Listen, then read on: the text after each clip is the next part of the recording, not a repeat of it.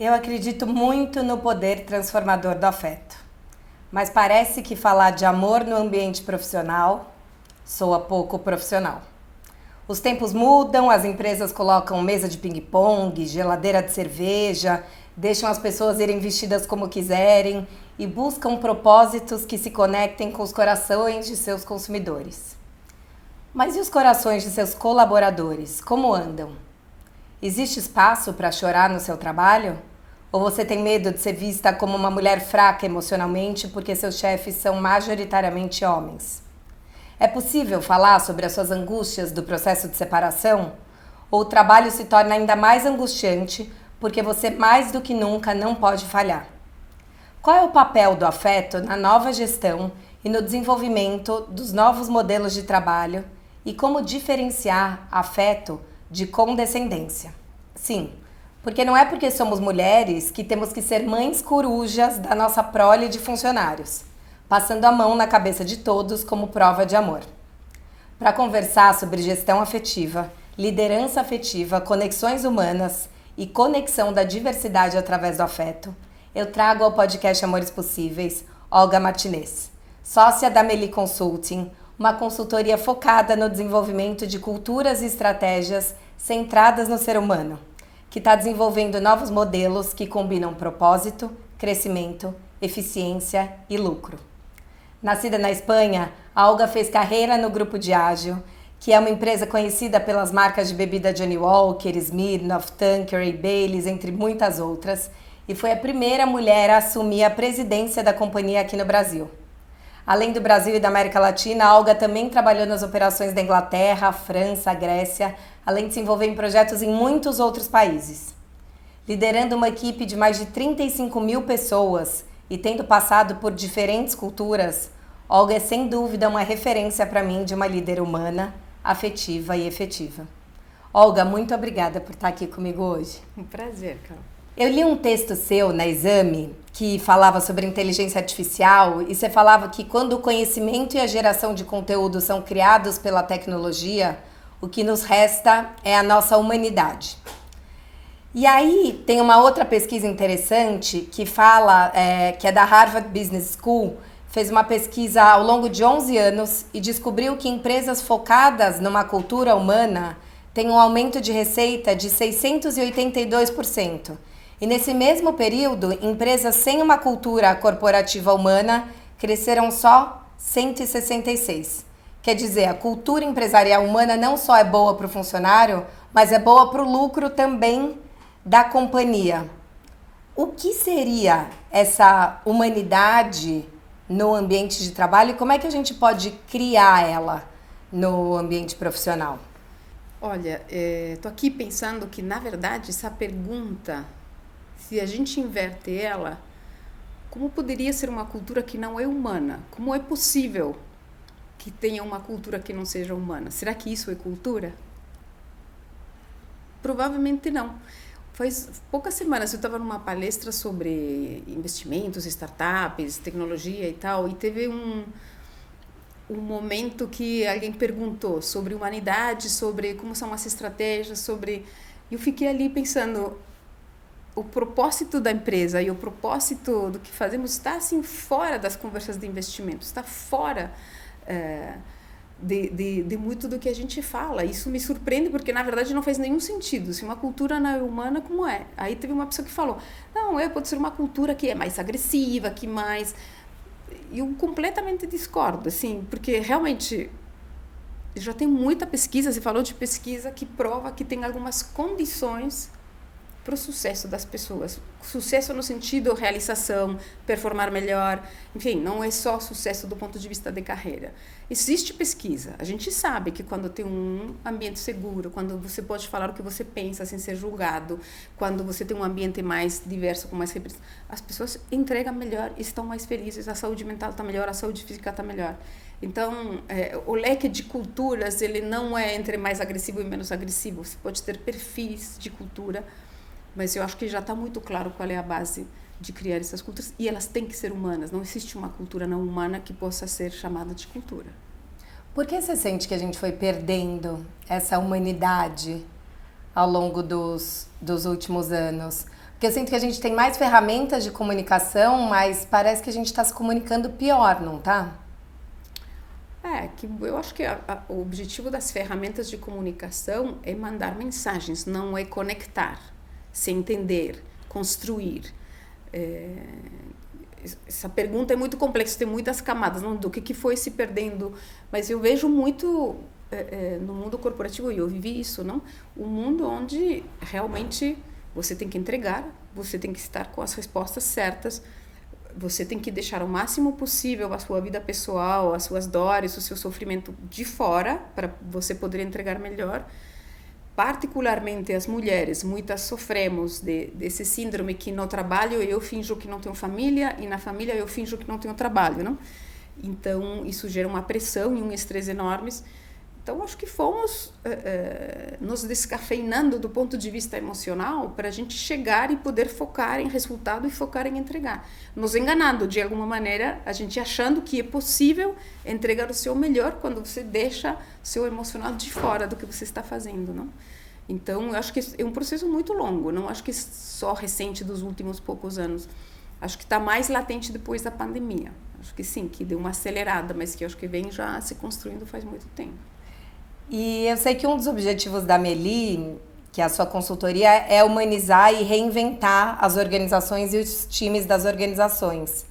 Como a gente pensar uma cultura do afeto no trabalho pode ajudar nesse processo?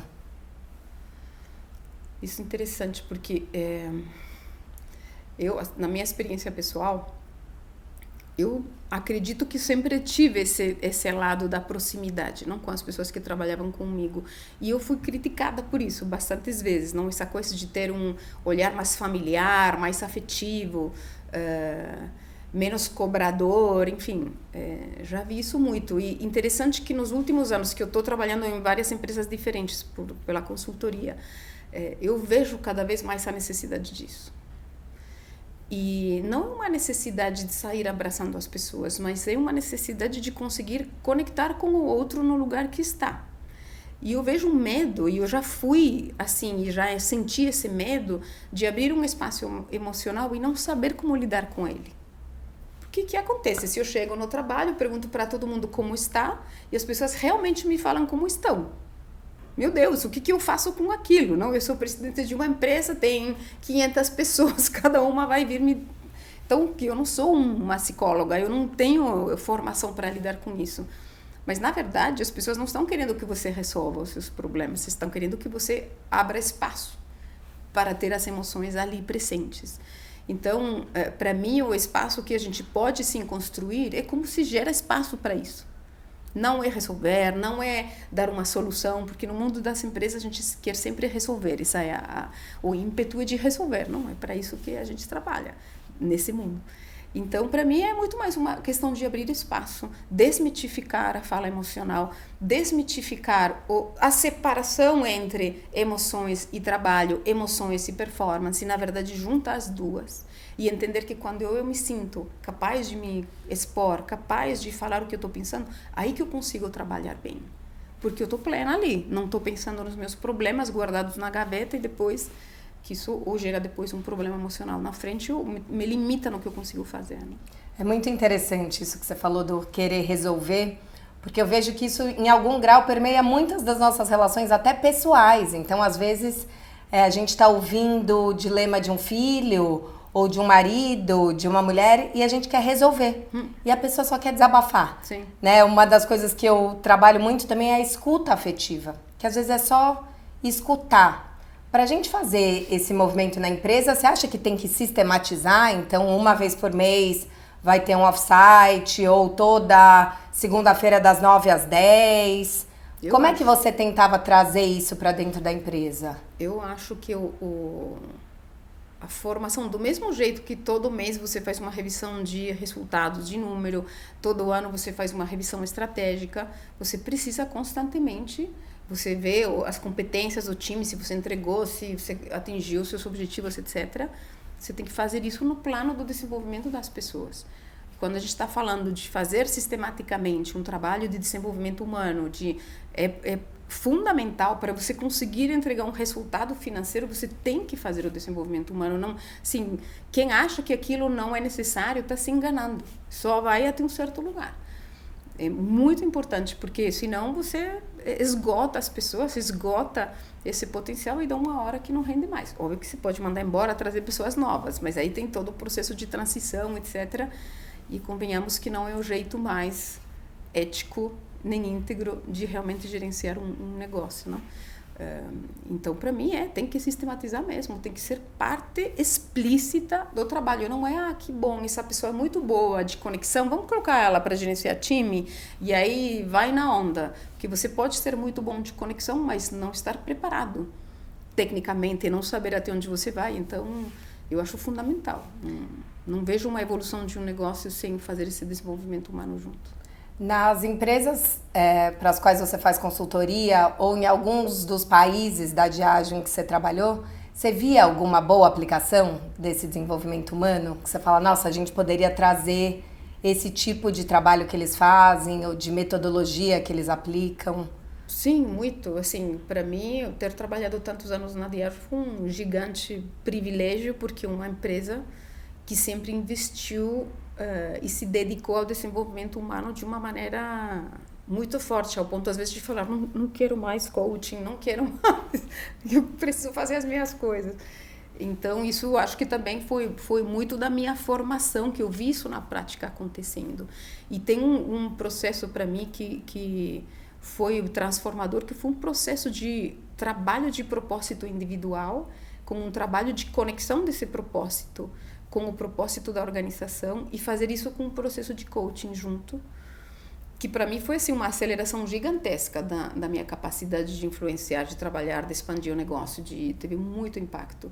Então, ali foi o começo do meu trabalho de propósito individual, que me levou muito ao que eu faço agora, que é muito acreditar que a partir do propósito você conecta com uma fonte de energia interna que você tem e a partir dela surgem coisas assim que você nem imaginava que você podia fazer ou pensar ou criar.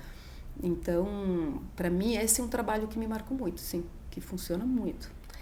É interessante porque eu vi você também, acho que foi no podcast do IPO, falar que nesse seu processo de saída da Diageo antes de abrir a consultoria, você foi participar de vários cursos e que te ajudaram a fazer uma desprogramação mental, que acho que também tem a ver com esse processo de conectar o propósito, sim, né?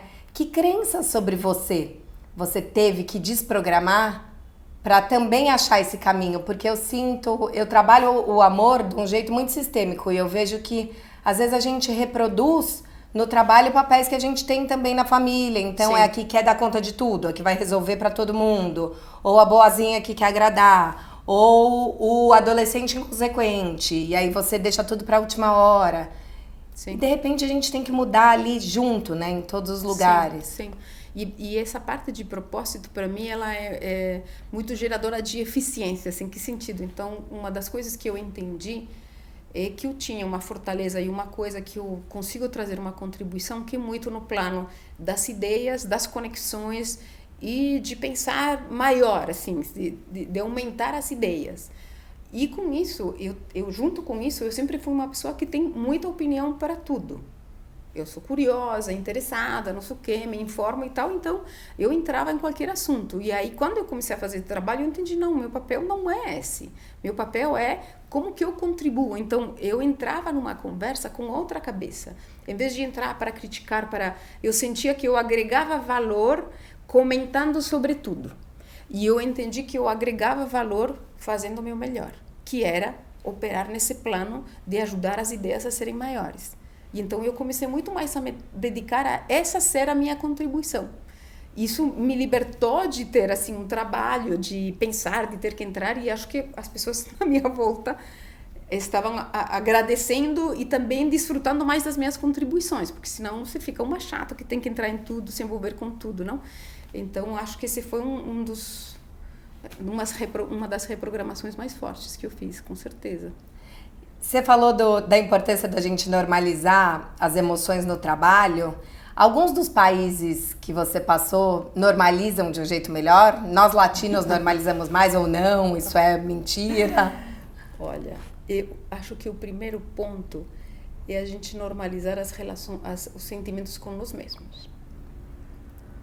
Porque senão, assim, não tem como você chegar no trabalho e fazer isso, se você não conseguir fazer com você mesmo. Porque o trabalho é o lugar, eu acho, onde menos ambiente tem para isso. Por tudo que a gente falou antes, não? Então, se você não tem um espaço que você consiga fazer isso com você mesmo, como que você chega no trabalho com o seu chefe, as pessoas que trabalham para você, e você começa a jogar as suas emoções, que muitas vezes são percebidas como fraquezas, não? Como uma falta de força, uma falta de... Então, acho que a gente tem que fazer esse trabalho, cada um de nós, com nós mesmos.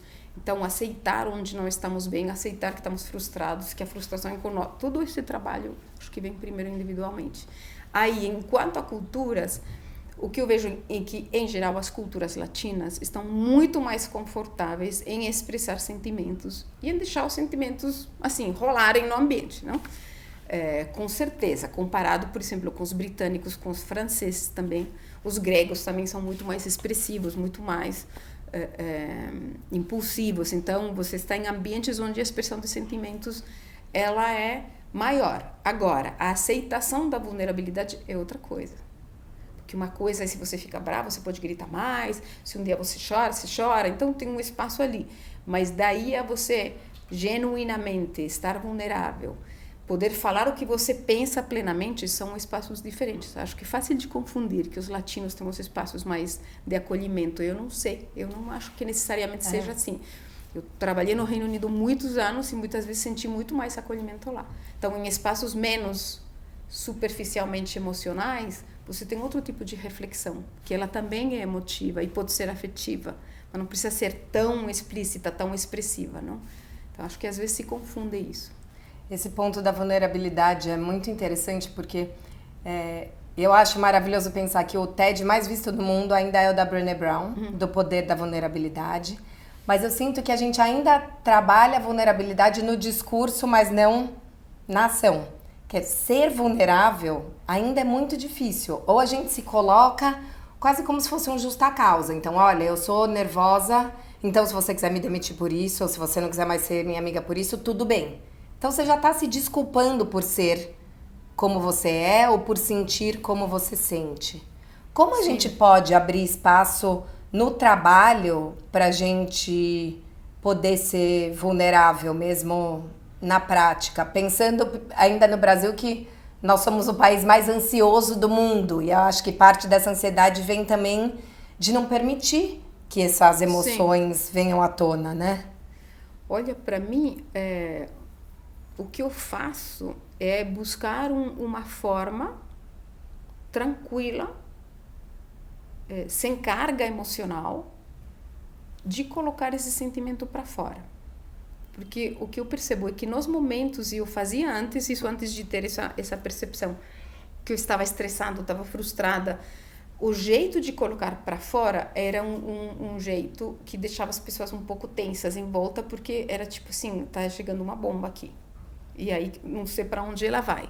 Então, se a Olga tá com uma cara assim, ela tá falando uma tensa e trananana, então, de repente, as pessoas ficam tensas em volta de um compartilhamento de um sentimento que não sabem o que vem. Então, conseguir colocar, eu tô muito frustrada com isso, não sei para aqui, para cá, para lá. Ou, então, você fica ok que quem tá frustrada, eu fico ok, eu que tô frustrada, eu vou falar, poxa, eu tô muito frustrada, isso aqui eu não tô gostando. Em vez de ficar em modo bronca, e aí óbvio que isso gera uma reação defensiva do outro lado, aí já começa um embate. E você ser dono do seu sentimento. Então, eu tô frustrada, é comigo. Que na hora que eu me comunico, eu tô frustrada e quero botar a frustração na cabeça do outro, aí já não fica legal. Por isso tem que sistematizar, porque conseguir fazer isso é muito difícil, não? Sim, e tem que praticar, de trabalho, né? No meio de uma conversa com um monte de gente discutindo uma coisa super séria, crítica, uma crise, enfim. Então, para você conseguir fazer isso com essa calma, para mim, pelo menos foi uma coisa assim, que eu demorei muito tempo para me treinar e às vezes eu consigo e às vezes até hoje não consigo. Porque às vezes a emoção toma conta um pouco, não, aí eu preciso parar e dar um tempo até que a coisa se acalma. Então, acho que essa para mim, quando eu penso em vulnerabilidade, é isso, como que eu acho um caminho de poder estar plena. E plena quer dizer, eu estou inteira quando eu consigo estar expressada e me colocar do jeito que eu estou agora. E agora mesmo estou frustrada, então não estou conseguindo seguir essa conversa porque eu estou aqui travada, mas é comigo. Então, como que eu também ajudo a sair desse lugar se eu preciso sair, sabe? Eu acho que esse se apropriar do sentimento não é jogar o sentimento no outro. Pô, eu tô frustrada, você não entregou o trabalho, blá, blá, blá. Aí joguei o lixo pra você, quente, agora você vira aí que você me deixou frustrada. Agora vai lá e resolve a minha frustração. Sim. Aí que não funciona. Acho que aí é quando as pessoas falam, não, então melhor deixar os sentimentos em casa, porque se não sabemos lidar com eles, provavelmente seja melhor não colocar eles para fora, né? Sim. E como a gente estimula essa exposição da vulnerabilidade dos funcionários, da equipe, como gestor? 2 caminhos que eu acho são simples no sentido do que fazer, mas são difíceis. Um é perguntar genuinamente e criar um espaço genuíno de conversa. E outro é fazer. Você chegar e colocar e lidar com o seu sentimento, como você está, e conseguir colocar isso para fora. Isso gera um espaço onde os outros sentem que podem colocar. Eu lembro de uma reunião que eu estava uma vez, faz muitos anos, que estava uma conversa sobre números e tal, e uns objetivos que estavam muito difíceis e tal.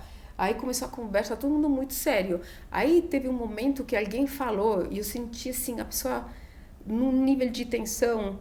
Aí eu falei, eu tô sentindo que você está muito bravo, assim, eu tô sentindo uma espécie de raiva em você. Aí começou a falar, mudou completamente a reunião.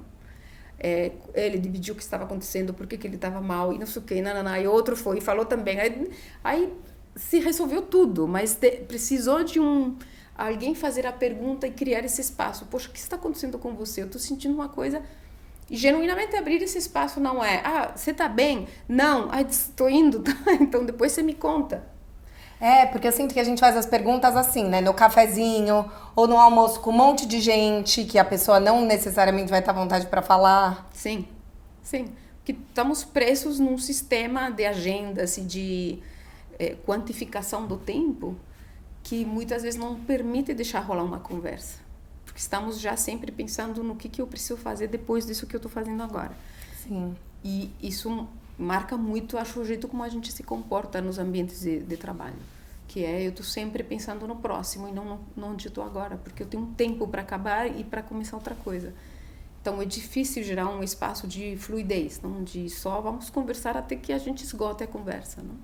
É difícil mesmo. Você acha que isso tem gerado trabalhadores mais ansiosos e resultados menos criativos do que poderiam ser? Não tenho dúvida. Porque absurdamente a gente vai avançando com a tecnologia de um jeito que fazemos coisas agora que faz 10 anos, demorava uma semana, se faz em 2 horas. Isso não tem gerado mais espaço para outras coisas, isso tem gerado mais espaço para a mesma coisa. E então acho que a gente vai achatando esses espaços de conversa, de criatividade, de uma troca livre, de passar um tempo assim jogando a bola fora, como se fala na Espanha, não? E conversando e tal. E aí então isso limita a capacidade de criação e isso estressa, porque eu estou o tempo todo na tarefa, na entrega, no que eu estou devendo. Não estou na criação, no gostoso, no que me amplifica, no que me dá prazer de construir, não? E acho que isso estressa, é chato, não? Estar o tempo todo em função disso.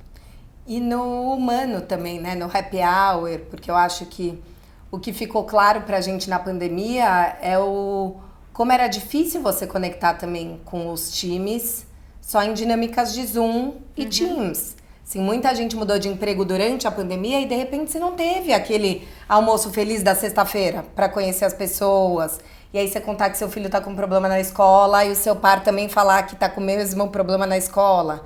Tem uma conexão que também se dá em falar da vida pessoal no ambiente profissional. Sim. Mas às vezes eu sinto que principalmente se a gente trabalha em mercados mais formais, as pessoas têm medo de que isso pareça pouco profissional. Mas todo mundo tem pai, mãe, filho, marido, mulher, vizinho. E acho que isso até pode ser um estímulo para a volta do presencial, que é como trazer esse espaço para a espontaneidade e para a vida pessoal dentro do profissional. Eu vi muito que na pandemia se perdeu a espontaneidade.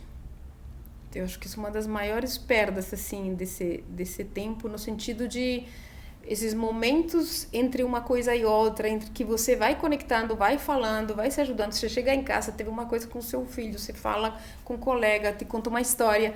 Então, aí você vai costurando, você sai para... Então, acho que sim, teve uma perda ali.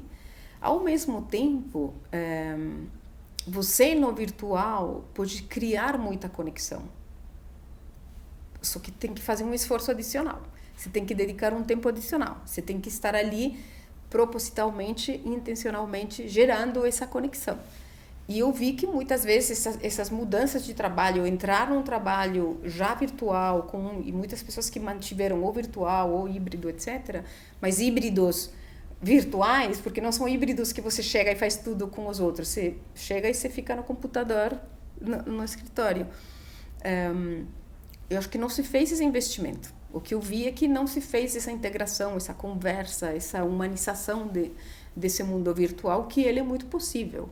Não é igual. Eu assim, tenho certeza, já provei, já vi, já trabalhei muito virtualmente, acredito muito no virtual, muito, mas tem as suas limitações. E essa conexão, eu acho que muita da volta ao híbrido em muitos lugares, ela continua estando vazia nesse sentido da conexão. Eu estou presente no escritório, mas não estou interagindo, não estou conectando.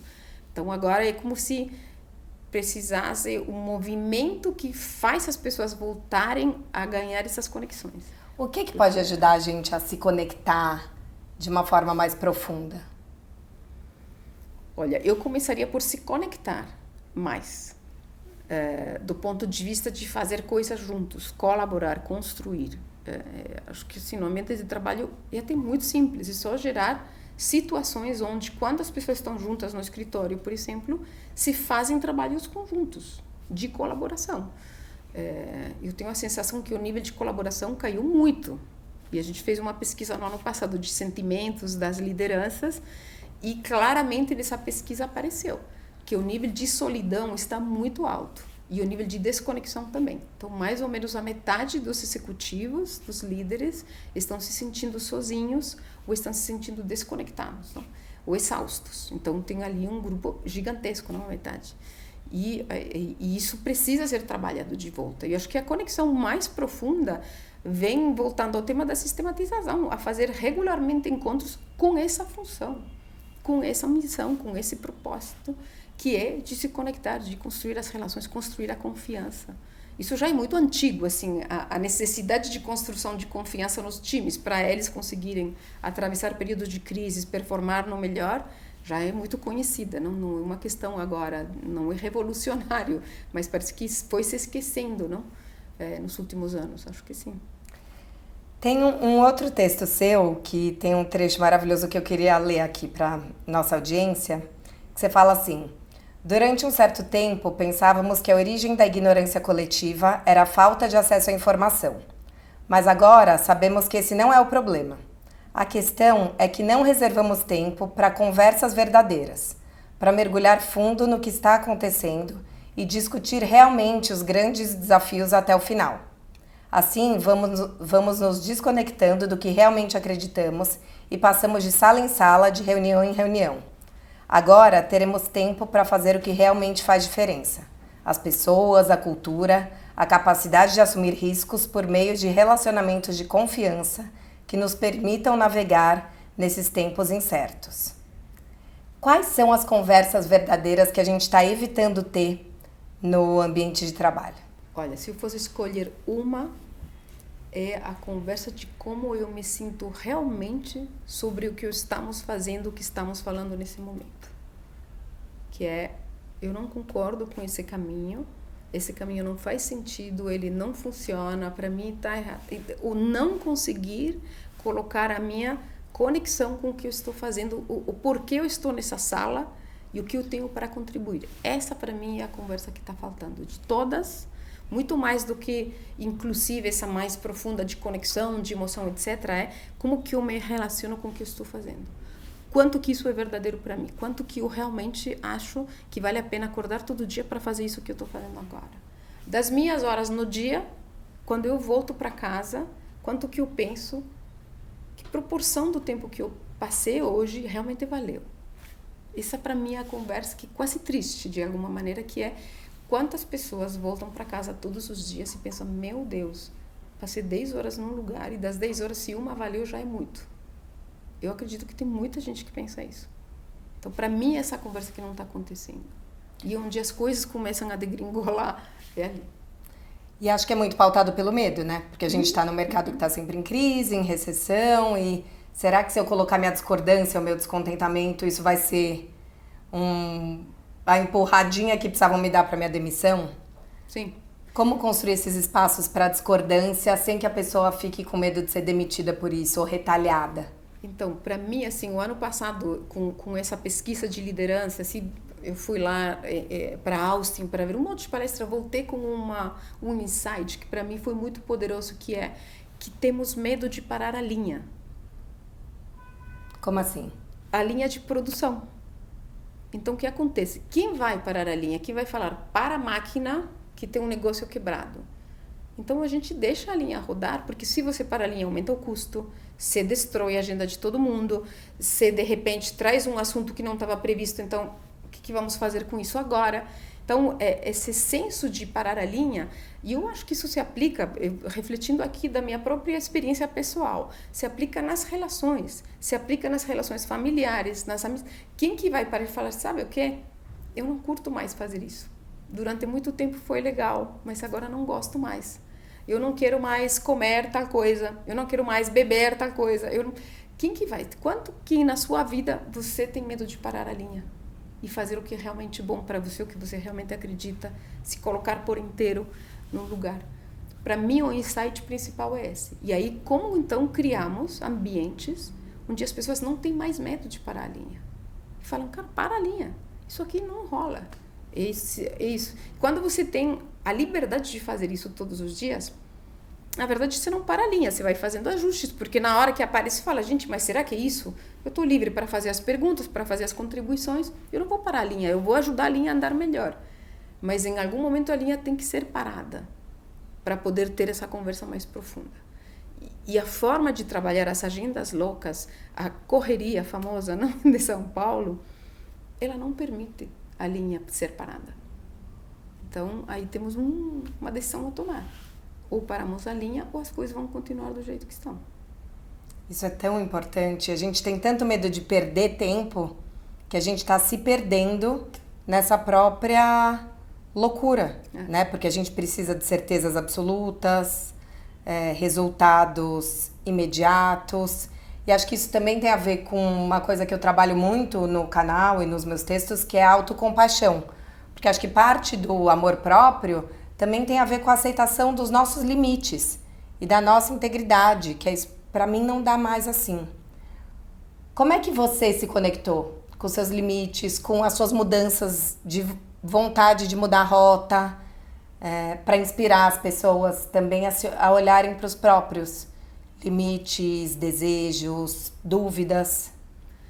Tem uma pergunta que eu me faço de vez em quando, que eu preciso repetir ela, que é o que eu faria se eu não tivesse medo? E lidar com a resposta a essa pergunta e então as conclusões, tipo implicações de entender os meus medos. Então eu tive que trabalhar muito essa parte de ser gostada pelos outros, a minha necessidade dos outros gostarem de mim, então estar sempre acomodando, sempre flexibilizando, sempre a necessidade de ser valorizada, então sempre fazer mais do que era esperado de mim. Isso era uma coisa que eu sempre tive. Então teve vários aprendizados assim super importantes. Então para mim foi um processo de autoaceitação e de cuidar do que era bom para mim e não estar sempre pensando que primeiro é o que é bom para os outros, porque aí eu vou ser aceita mais e então depois vem o que é bom para mim. E aí se encaixa tudo, beleza, mas se não tá bom, porque eu já fiz o que é bom para os outros, que é a minha missão no mundo, é primeiro olhar para o outro, depois olhar para mim. Então, ir reconfigurando esse equilíbrio e esse entendimento dentro de mim foi um desafio grande. Então, e também, por exemplo, lidar com o medo de não ter, o medo de cair da esteira, sabe? Assim, você está numa esteira, as coisas acontecem, as suas redes de contato, o seu meio social, o seu meio de trabalho, então, de repente, um dia, pá, alguém faz, tá, e te joga da esteira. Então, quando você é jogado da esteira, você faz o quê? Você levanta, você vai voltar na mesma esteira, você quer ir para outra esteira, você desacelera a esteira e você sobe de novo. Então, o que você faz com isso? Então, me dar o espaço de pensar em tudo isso e decidir de que jeito que eu quero fazer e o que eu quero fazer. E criar o espaço, a incerteza. Eu, por um tempo, até demorei para perceber que eu estava ansiosa da incerteza, de vir de um mundo ultra certo para um completamente incerto, não? Então, isso foi um trabalho enorme que eu fiz comigo mesma ali de me acostumar com as incertezas. Até um certo ponto, tá? A gente vai na terapia para isso, para lidar. Hoje o tema da angústia foi do meu divã. Então, acho que esse é um processo eterno, não de alguma maneira trabalhar isso. Eu vi uma entrevista sua que você falou exatamente isso, de se dar o tempo de não saber o que estava por vir depois que você saiu da Diageo. Eu vejo que às vezes a gente sai de um emprego e já vai no caminho para casa atualizando o currículo do LinkedIn, porque a gente precisa se recolocar rapidamente. E é claro que tem 1 milhão de questões financeiras, mas se você tiver o mínimo de possibilidade financeira de poder esperar, por que não? Né? Sim. O que te trouxe de bom? Como foi esse processo de criar espaço na vida? E como é que as pessoas podem promover esses espaços para repensar mesmo as rotas? E como isso impactou as suas relações pessoais? Porque eu imagino que com esse tempo você também acaba revendo todas as relações, não Sim. só a relação com o trabalho, né? Sim, sim. Sim, o meu processo foi muito de pensar primeiro que vida que eu quero e depois pensar que trabalho que eu quero. Então, esse foi um ponto que me ajudou muito. E em pensar que vida que eu quero é como que eu quero me sentir na minha vida, como que eu me vejo, que tipo de sensação eu quero ter do que constitui meu dia a dia. E a partir disso ir construindo, então, que trabalho faz sentido com isso, como que eu potencializo o que eu tenho para fazer. Eu queria e continuo querendo crescer, fazer coisas novas, desafiar paradigmas, construir pensamentos inovadores, transformar o mundo das empresas. Eu continuo querendo fazer isso. Aí eu fui pensando em formas de fazer, jeitos de fazer que encaixavam na vida que eu queria, né?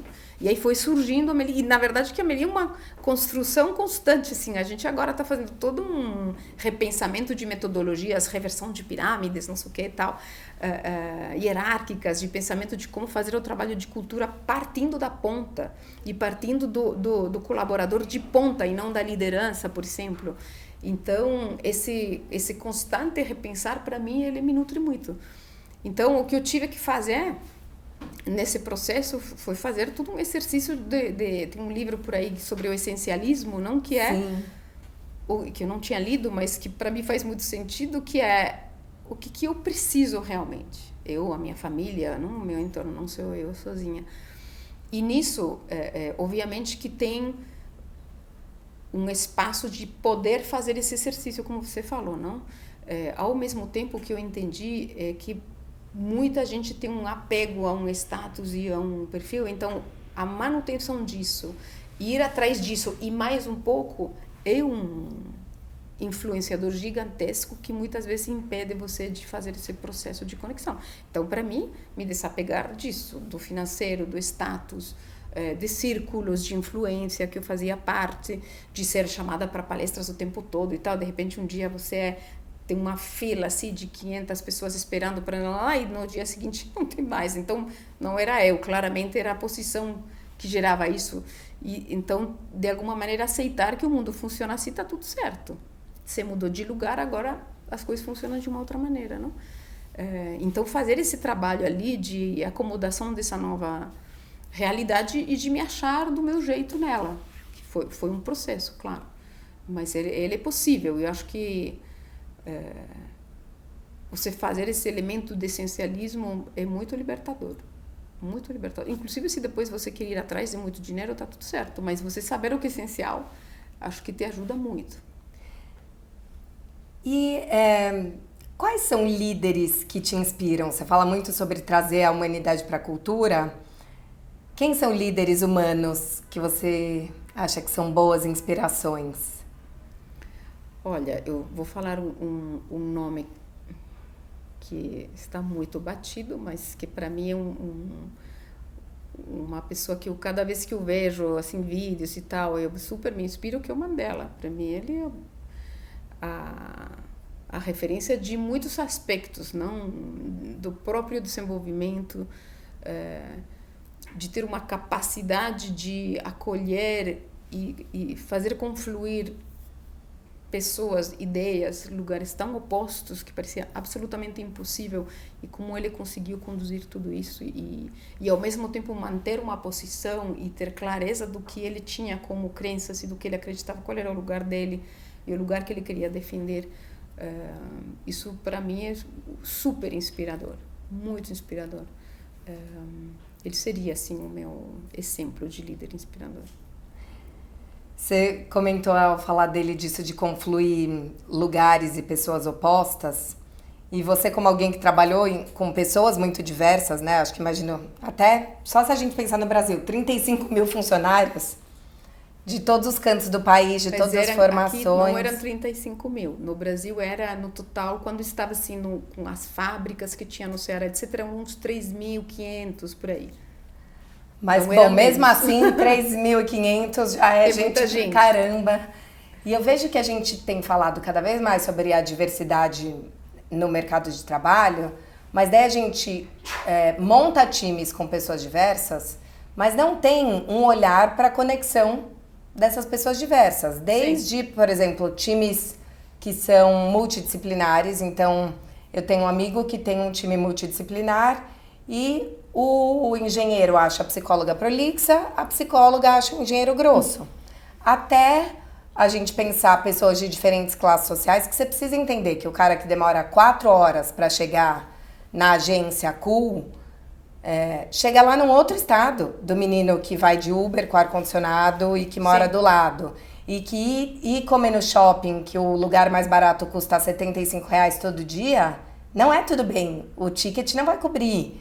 Então, não é só porque você está empregando essa pessoa que você está conectando.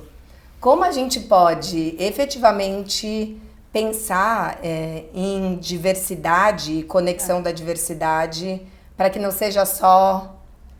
Essa pergunta é tão difícil para mim, porque eu, assim, primeiro, mesmo tendo tido times grandes, de culturas diferentes, então no mesmo time tinha alguém da Colômbia, alguém dos Estados Unidos, alguém do Brasil, alguém da Espanha, eu não acho que eu posso falar que eu tive times totalmente diversos. Eu tive times com bastante mulher também, então, que era uma raridade na época, assim, a metade da diretoria na Diageo, quando estava lá, eram mulheres. Então, tinha alguns aspectos assim que se fala, poxa, realmente teve uns elementos de diversidade, mas diversidade na abrangência que você relatou, eu não trabalhei com ela. E muito disso era porque... Eu acho que isso tem muito a ver com as culturas empresariais, porque já tem um filtro de entrada nas empresas que é gigantesco. Filtro de formação, filtro de valores, filtro de muitas... Então, acho que esse é um exercício que ele é muito complexo, que é essa diversidade absoluta, como que você gerencia ela num ambiente cultural específico, concreto, que tem uns valores, um set ali de princípios, e que é uma indústria, que um modus operandi, então são muitas variáveis nas quais uma diversidade absoluta ela é muito difícil de gerenciar. E eu acho que muitas empresas, e eu agora nos últimos tempos que estou muito mais entendendo muito mais a profundidade e a dimensão da diversidade real e da equidade, a inclusão, não? No seu aspecto mais completo, eu vejo que eu estava muito longe, mas muito longe de poder falar que, putz, eu trabalhei com time super diverso. Eu poderia falar isso, mas na verdade agora eu sei que não. Eu tinha um certo nível de diversidade cultural, enfim, coisas interessantes, assim, mais do que de repente em outros lugares. Mas o senso de inclusão que agora a gente entende por inclusão completa estava muito longe, sim. Realmente, se eu voltasse no tempo, faria muitas coisas sobre isso. Eu vi que vocês têm uma ferramenta que mapeia os sentimentos dos funcionários, né, na Meli. O que vocês descobriram ao usar essas ferramentas? Quais são os sentimentos que estão mais latentes? Essa pesquisa que fizemos no ano passado surgiu a partir desses aprendizados. O que aconteceu? A gente viu que, geralmente, internamente, se faz pesquisa de clima. Às vezes se faz alguns grupos focais para entender. Mas quando a gente trazia insights, trazia impressões, sempre voltava. Mas com quantas pessoas vocês falaram? Mas quando... E aí a gente falou, temos que achar um jeito de quantificar esse lado. Aí desenvolvimos a pesquisa que se chama Flor e começamos a aplicar ela em alguns clientes. E aí começamos a ver temas comuns em clientes completamente diferentes. Assim, um cliente industrial, um cliente de consumo, de varejo, um cliente que era uma escola. Assim, como é possível que as mesmas questões estão surgindo? E aí fizemos essa pesquisa focada na liderança, pensando aqui tem algum fio condutor, e aí veio esse tema da exaustão, veio esse tema da solidão, veio um tema de empolgação, então a metade das lideranças estão empolgadas. E o que a gente vê de alguns sentimentos? Um sentimento de frustração de não poder tomar decisões, acho que de todos os que são esses sentimentos negativos, tá? Esse é o mais forte, uma falta de autonomia para as pessoas poderem fazer as coisas e ter que consultar muitas pessoas para tomar decisões. Outro que aparece muito é a dificuldade de fazer espaço para o novo. Tanto com processos, tanto como do ponto de vista de mentalidade, vem várias questões em volta do novo, em volta das coisas diferentes. E tem outro que é quanto que as pessoas conseguem ser elas mesmas, que é quanto que eu aqui sou visto como um ser humano ou como um entregador de resultados. Esse é outro tema também que aparece bastante. Mas esses seriam os mais importantes. Do lado positivo que a gente vê e que tem muitas empresas onde as pessoas estão conectadas com o futuro. Então, fazer parte de uma empresa de um certo tamanho, que tem um propósito, que tem um ideal de futuro, conecta muito as pessoas. Isso provavelmente está sendo infrautilizado, entre aspas, do ponto de vista de conexão de muitos lugares. Isso é um elemento positivo. E, em geral, as pessoas relatam uma competência, uma certa confiança, segurança para realizar o seu trabalho. Então, em geral, a gente vê que as pessoas se sentem, na maior parte dos lugares, bem preparadas, bem capazes de realizar o seu trabalho, o que é um ponto de partida bom, não? Que quer dizer que estão seguras de poder entregar. E esse ponto que você falou delas não conseguirem ser elas mesmas, eu penso também o quanto isso contamina toda a nossa vida, né? Porque muito do que eu vejo é que nas relações pessoais a gente também vive a síndrome do impostor.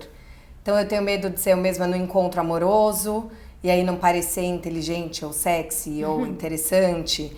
Eu tenho medo de ser eu mesma no grupo novo de amigas. Que traços da nossa humanidade, voltando para a humanidade do começo da entrevista, você sente que as pessoas têm medo que os outros vejam? Todos no sentido de... E eu tenho uma sensação, assim, com muito do que estamos vendo nos últimos tempos, não? De construir o que está certo, o que está errado. Vem muita regra em cima da gente, e eu vejo que cada vez mais as pessoas têm medo de falar, ser quem são, por medo de ser julgadas, e parece que cada 2 passos que eu dou eu posso estar falando uma coisa muito errada, então eu vou tomar cuidado e eu não vou falar. Então, quando falamos, por exemplo, de coisas relacionadas ao etarismo, relacionadas a diversidade, sobretudo da parte de gênero, que eu acho que é gênero não pensando em homem e mulher, não, mas pensando todo o espectro das pessoas trans, eu acho que são espaços muito complexos onde tem muito medo de realmente falar. E tem medo dos 2 lados, não de quem não entende e está querendo avançar nesse espaço, e de quem está nesse espaço e já não aguenta mais a fala e o que se constrói. Então, acho que estamos todos meio repressados enquanto que eu posso falar e até onde eu consigo ir. Não acho que seja ruim, no sentido que provavelmente há 5 anos ninguém tinha consciência desses espaços. Então, pelo menos a coisa está em andamento, está se movimentando e os espaços estão ficando explícitos. Mas acho que tem um sentimento muito forte de não poder falar. E de não poder falar realmente o que eu estou pensando, porque eu vou botar o pé numa poça e vai dar ruim. E aí, te ouvindo, eu fico pensando até na própria dinâmica dos fóruns, do IPO, da gente dividir histórias pessoais e não histórias de carreiras, né? Só as histórias de sucesso. O quanto a gente, de novo, poder falar sobre a gente, sobre o que você está fazendo no fim de semana, sobre o seu medo em relação aos seus filhos, pode ser um jeito da gente ir trazendo esse ser humano pro trabalho. Assim, se você tivesse que incentivar e inspirar as pessoas que estão vendo e ouvindo a gente a começar a implementar essa busca por um trabalho mais afetuoso e humanizado, por onde que você sugeriria que elas começassem? Eu sugeriria começar para falar sobre como você se sente sobre o que você está fazendo. Eu acho que é o lugar mais concreto e mais básico, quase que essencial, no seguinte sentido. Imagina, eu estou trabalhando num projeto que tem um desafio gigante, eu não sei se vamos conseguir, eu estou achando que a grana que colocamos para investir está muito curta e eu estou aqui fazendo as minhas análises e a conta não fecha.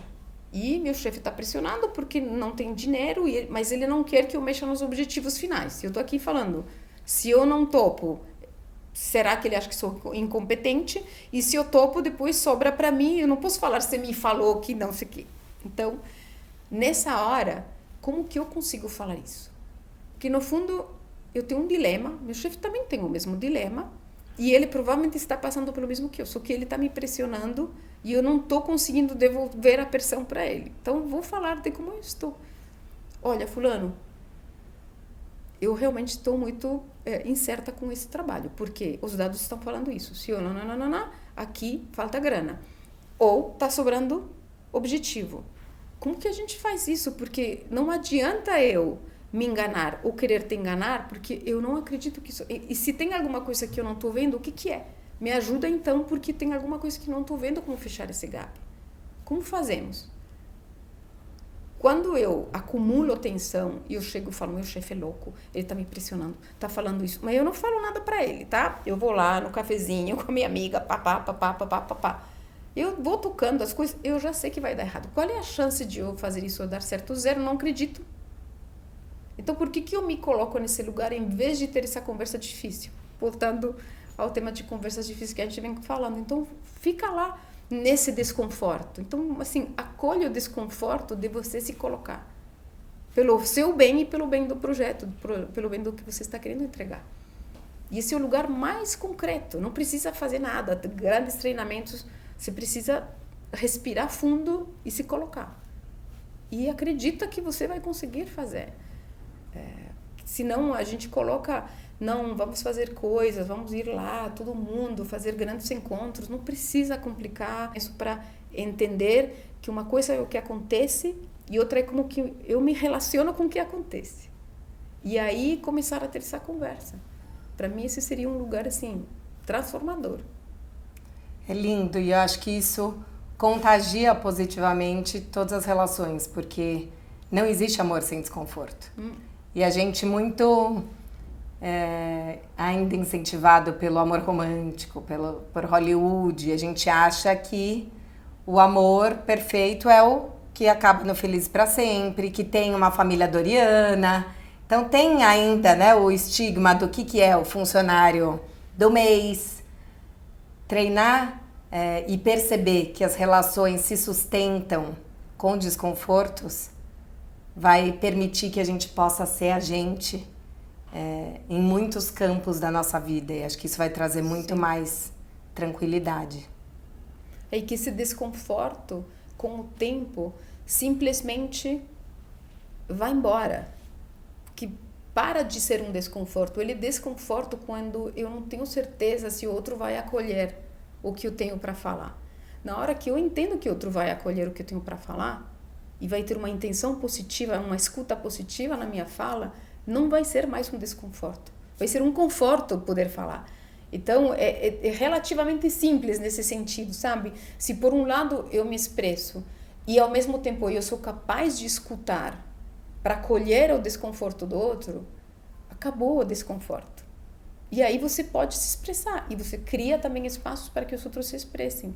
Então, no fundo, é relativamente simples. Lindo. Que a gente possa falar cada vez mais e acolher as falas dos outros. Olga, muito obrigada. Foi um prazer, uma honra, uma aula. Obrigada aqui fazendo amor com você. Um prazer. Um prazer foi meu. Total. Obrigada, Carol. Obrigada. Tudo de bom.